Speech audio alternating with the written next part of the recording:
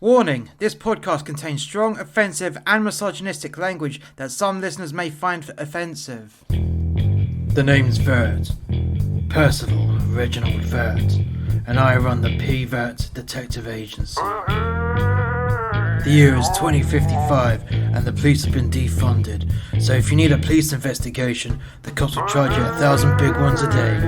Because of this, the government introduced the P.I Act, where the private investigators can undercut the police so justice can become affordable. These are my case files. I was in the process of having my morning dump when my phone rang. Right, I suppose I better answer this. This is going to be a business call. It's not on my personal line. So I answered the phone. This is the P.I Detective Agency. Percival speaking. How can I help? Hi there. We've got a bit of a job for you. We've got this real choice job where it's going to be a few days' work at the very least, and we're going to give you a week's money up front. And if you solve it very quickly, you still get the week's money. How's that sound? Well, I'm always up for that. So, what's the issue? What's the problem? Well, we got this pervert who keeps jumping into people's back gardens, and when there's washing on the washing lines, he goes over to the panties and starts sniffing them and licking them and even kissing them, and it's just gross. It's absolutely gross. And all the women in this local community, they've had enough, so they've clubbed together to get someone to go and deal with this piece of shit. Are you in for the job? Hell yeah, I'll be right over. If you text me your address, I'll come around with my binoculars and I'll take a look. And hopefully I'll get this piece of shit for you. That'll be most appropriate, thank you very much. The man hung up the phone and it's like, yeah, a week's money, it ain't gonna take me that long at all. That I know for a fact. Now this was gonna be a nice little choice mission, and I get to see all these hot ladies just sunbathing in their gardens, as well as,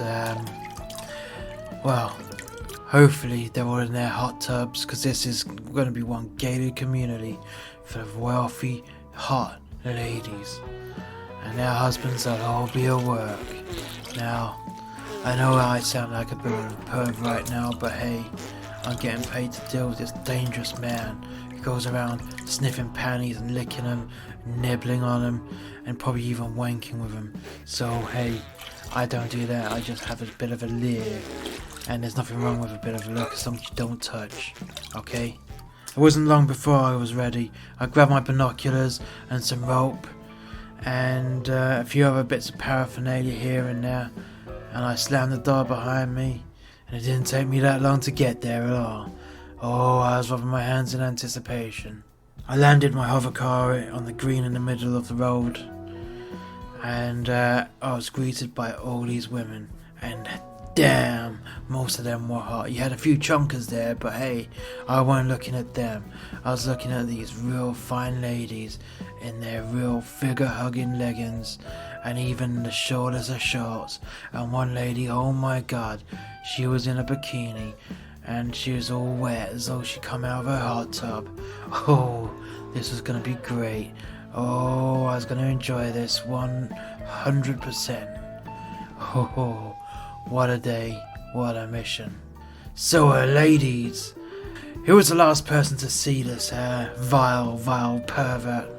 Hey, it was me, said the lady all wet and in her bikini from her hot tub. It was yesterday, and I was in my hot tub, just minding my own business, and I look over, and there he was, in his flasher coat, and he was playing with himself as he was sniffing my panties. Wow, that's not good. How about you go and show me where your house is so I can take a look?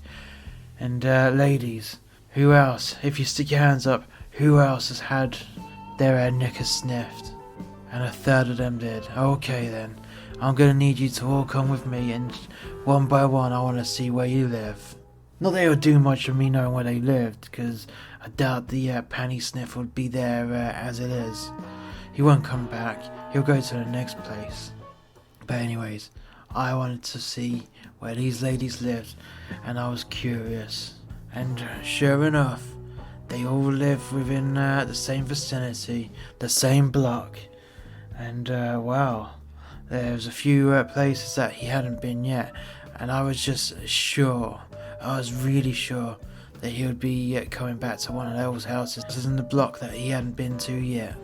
I said, "Hey ladies, has anyone got a good tree that I can climb in their garden that can see all this block?" "Yeah, you can come to my back garden."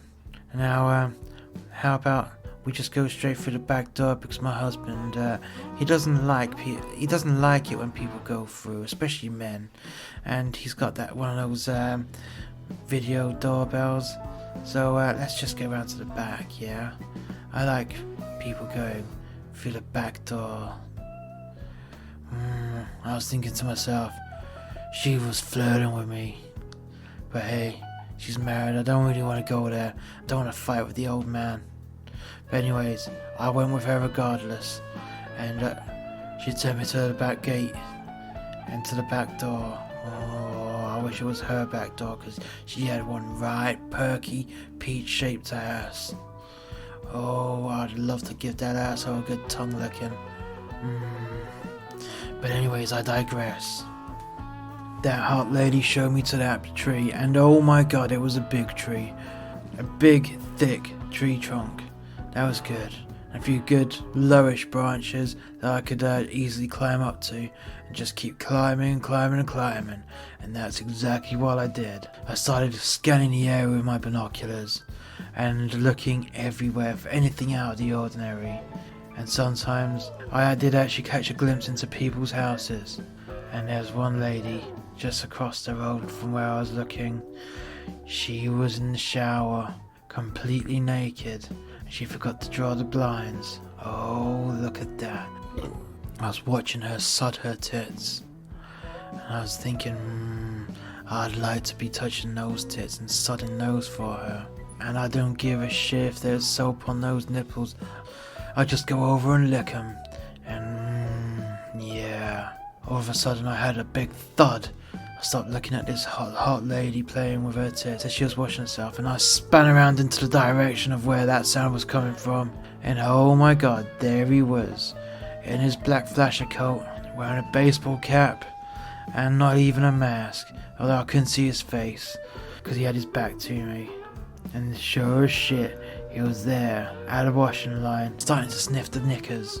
I climbed down the tree, and hopped a few fences. There he was, in front of me. "Oi!" I said. "You go nowhere."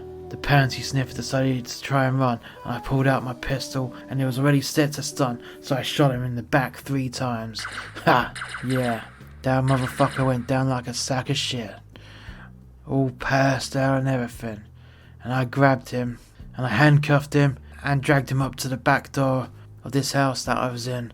I banged on the patio doors, and this hot lady opened up, and oh yeah, she had some real high legs in her high heels, and the shortest of shorts possible, with the lowest cut crop top.